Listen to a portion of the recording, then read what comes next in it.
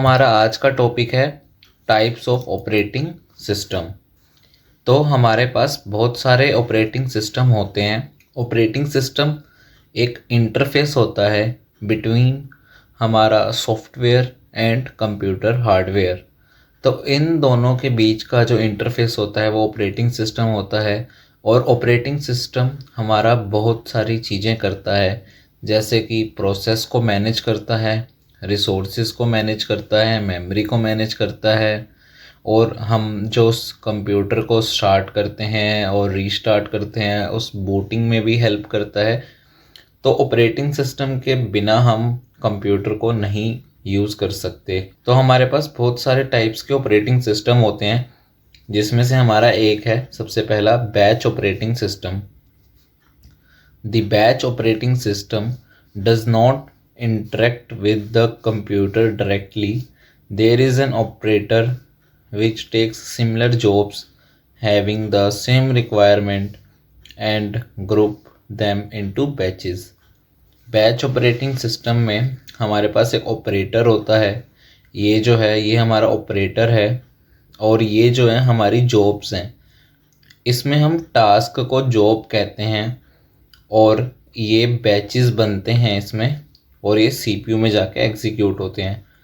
जैसे कि मान लो हमारे पास 4 टास्क हैं, यानी कि हम उसको 4 जॉब कह सकते हैं। और ये वाला जो टास्क है ये सी प्लस प्लस का है, ये वाला जावा का है, ये वाला भी सी प्लस प्लस का है, ये वाला भी जावा का है। अब इसको एक एक करके सीपीयू में एग्जीक्यूट करने की जगह हम ऐसा कर सकते हैं कि हम इनका बैच बना सकते हैं। एक हमने सी प्लस प्लस का बैच बना दिया, एक हमने जावा का बैच बना दिया, फिर उसको हम सीपीयू में एग्जीक्यूट करवा सकते हैं। तो ये जो जॉब सेलेक्ट करना कि कौन से बैच में कौन सी जॉब जाएगी, ये हमारा काम होता है इस ऑपरेटर का। जो ये ऑपरेटर है ये काम करता है जॉब्स, जो सिमिलर जॉब्स हैं उनको एक बैच में कन्वर्ट करने का। तो ये हमारा बैच ऑपरेटिंग सिस्टम होता है। अब बात कर लेते हैं टाइम शेयरिंग ऑपरेटिंग सिस्टम की। The time sharing operating system works with time sharing concept. Here the CPU will provide a same time period to each and every process to complete its task as soon as possible, whether it is a long process और short process. ये हमारा CPU है, और ये हमारे 4 task हैं, process 1, process 2, process 3, process 4। अब CPU क्या करेगा, जो हमारा ऑपरेटिंग सिस्टम है वो हर किसी प्रोसेस को एक फिक्स टाइम देगा कि तुम इतने टाइम के लिए अंदर जाओगे सीपीयू के और एग्जीक्यूट होगे। तो इसमें हम हर प्रोसेस को 10 सेकंड का टाइम दे रहे हैं। सबसे पहले P1 सीपीयू के अंदर जाएगा और 10 सेकंड बाद वो बाहर आ जाएगा। फिर P2 जाएगा 10 सेकंड के लिए, फिर वो 10 सेकंड बाद बाहर आ जाएगा। फिर P3 जाएगा 10 सेकंड के लिए अंदर जाएगा, एग्जीक्यूट होगा, फिर बाहर आ जाएगा। फिर P4 है, वो 10 सेकंड के लिए अंदर जाएगा, फिर वो बाहर आ जाएगा।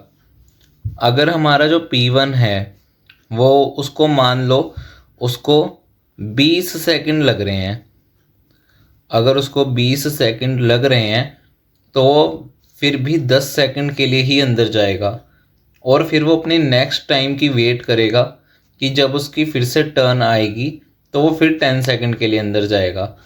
अब मान लो हमारा जो ये प्रोसेस P3 है इसको लगे सिर्फ 4 सेकंड, ये सिर्फ 4 सेकंड का था, तो ये 4 सेकंड में ही बाहर आ गया। तो अब जो इसका टाइम था वो बाकी के उनमें डिवाइड हो जाएगा, यानी कि इसको भी मिल जाएगा, इसको भी मिल जाएगा, और इसको भी मिल जाएगा। जो हमारा P1 है अब वो भी 12 सेकंड का हो गया, और जो हमारा P2 है वो भी 12 सेकंड का हो गया। P3 हमारा एग्जिट हो चुका था, तो अब ये हमारा मेमोरी में है ही नहीं, और जो हमारा P4 है वो भी हमारा 12 सेकंड का हो गया। ये जो इसके बचा हुआ टाइम था वो इन सब में डिवाइड हो गया। अब फिर जब P1 जाएगा तो वो 12 सेकंड के लिए जाएगा, फिर वो एग्जीक्यूट होकर बाहर आ जाएगा। फिर ऐसे ही P2 जाएगा, जब P2 भी ख़त्म हो गया, यानी कि P2 ने अपना काम पूरा कर लिया। तो जो P2 का टाइम है वो P1 और P4 में डिवाइड हो जाएगा। इसमें हमें दो बात याद रखने की हैं। एक तो ये कि सबको फिक्स टाइम मिलता है, और अगर कोई टाइम से पहले एग्जीक्यूट हो जाता है तो वो उसका जो टाइम है वो बाकी के प्रोग्राम्स में डिवाइड हो जाता है। और दूसरी ये कि चाहे प्रोसेस बड़ा हो चाहे प्रोसेस छोटा हो, उसको भी फिक्स टाइम ही मिलता है। अब बात कर लेते हैं डिस्ट्रीब्यूटेड ऑपरेटिंग सिस्टम की।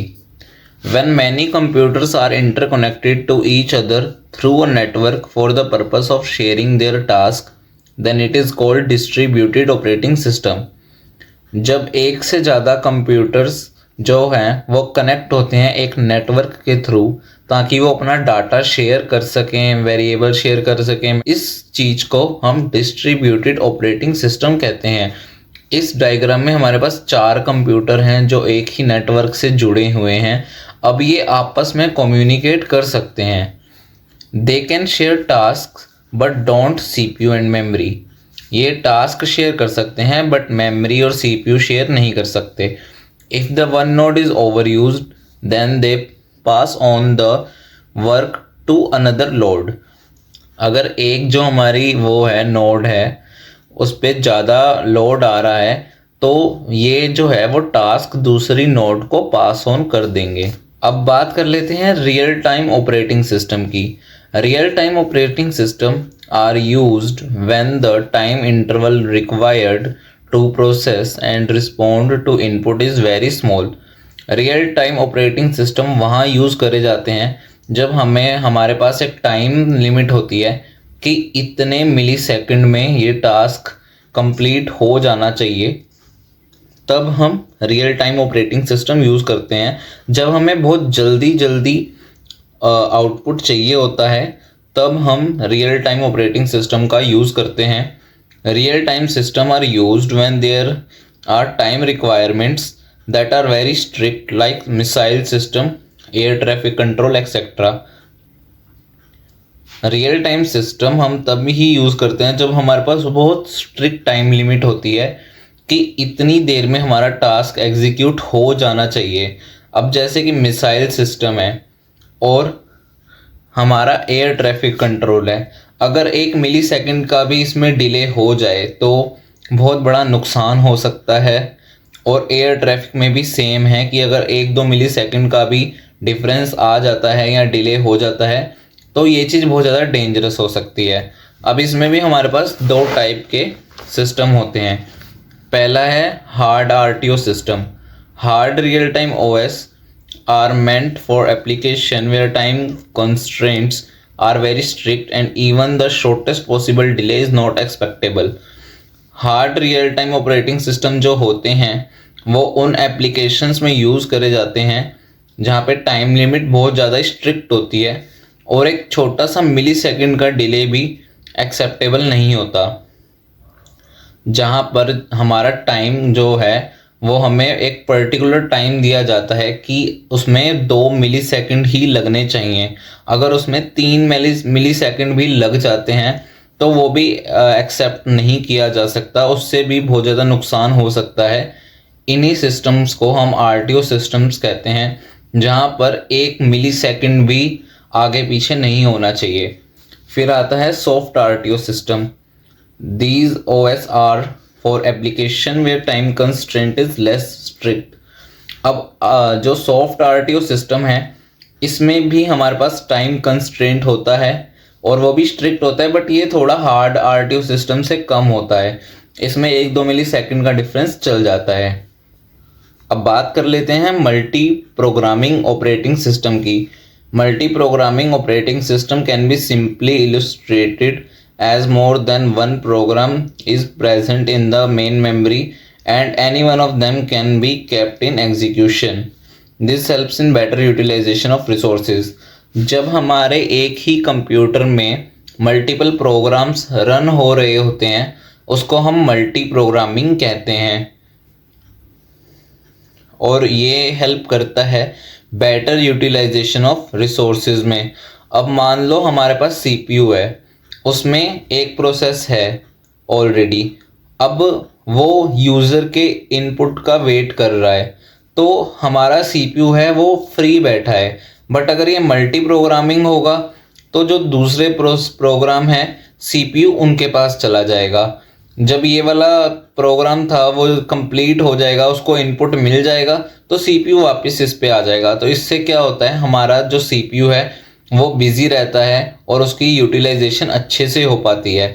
तो मल्टी प्रोग्रामिंग में हमारे सीपीयू में बहुत सारे प्रोग्राम्स होते हैं, एक से ज़्यादा प्रोग्राम होते हैं जो रन होने का वेट कर रहे होते हैं। फिर आता है हमारा multi processing operating system. Multi processing operating system is a type of system in which more than one CPU is used for the execution of resources. Multi processing system में हमारे पास मल्टीपल प्रोसेसर होते हैं, यानी कि multiple CPU होते हैं, जो कि हमारे एक सिस्टम से कनेक्ट होते हैं और उसको ज़्यादा पावर प्रोवाइड करते हैं। जैसे ये हमारा कंप्यूटर है, इससे तीन प्रोसेसर जुड़े हुए हैं या तीन सीपीयू जुड़े हुए हैं, तो ये हमारा मल्टी प्रोसेसिंग ऑपरेटिंग सिस्टम होगा। मल्टी प्रोग्रामिंग में हमारे मल्टीपल प्रोग्राम्स होते हैं और मल्टी प्रोसेसिंग में हमारे मल्टीपल प्रोसेसर्स होते हैं। अगर ये वीडियो अच्छी लगी हो तो वीडियो को लाइक कर देना और हमारे चैनल को सब्सक्राइब कर दो। और अगर आपको कोई भी डाउट है या किसी भी टॉपिक पे वीडियो चाहिए तो आप हमें कमेंट कर सकते हो।